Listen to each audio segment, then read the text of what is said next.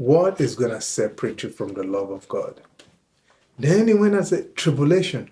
Remember, tribulation is even higher than trouble. Jesus said, in this world, you have tribulation. But be of good cheer. See, it's not as if we're not being forewarned. To be forewarned is to be forearmed. How can you allow tribulation to separate you from the love of God? He did for the children of Israel and is doing for most of us. Say, how can I have cancer? How can I have cancer? How can my children have cancer? How can... See, what you call tribulation right now might turn to be the best lesson ever.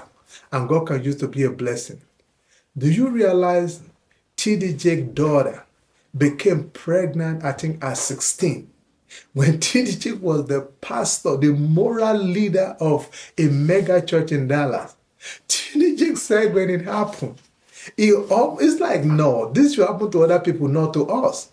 But guess who at 34, 35 now is the leader of a mega ministry, Woman Thou Art Loosed. T.D. Jake just turned over that ministry to that same daughter that was pregnant at 16. Why?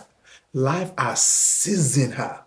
What came into her life as a mess, she turned it to a message. Your disappointment is God using the enemy to set up an appointment for you.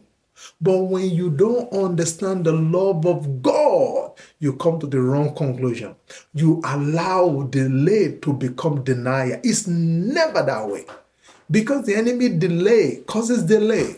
Oh, man of God, Daniel, from the moment you pray, heaven has responded. But as a prince of Persia that delayed us, see, there is a strategy in the heavenly that is still operating till today. Until Jesus comes to conquer and to rule and reign, that strategy is still working. There's still a prince of Persia.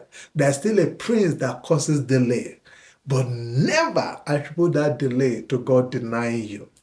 What was meant for evil, God will always use it around for good if we give it to Him.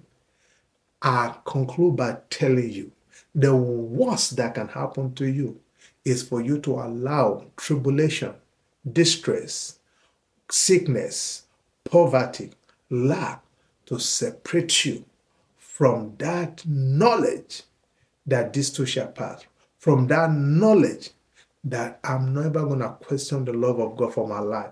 This tumor might be eating my body. I know God loves me. To be absent from the body is to be present with the Lord.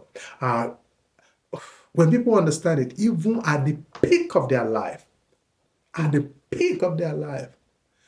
Tupac Shakur, I don't know if he knows God or not, but I think that guy died in his 20s. But they're still talking about what he did in those few years. Martin Luther King died at 39. What he did in those few years. So we will mourn that, wow, why did this sun set when this sun was shining the brightest? But we just say, you know what? We don't understand everything God does. But we thank God for the short time they are with us.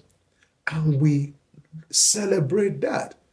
Because Methuselah lived to be over 950 years, maybe 960 something, 68 or whatever the year.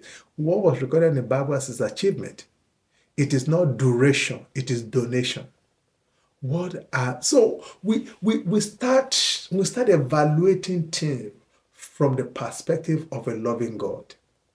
And we don't allow our tribulation to overwhelm us.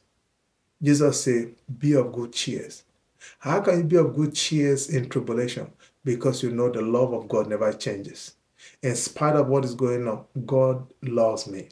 And this is God's perfecting process. He purifies gold by fire. He purifies silver by fire. He purifies us through affliction.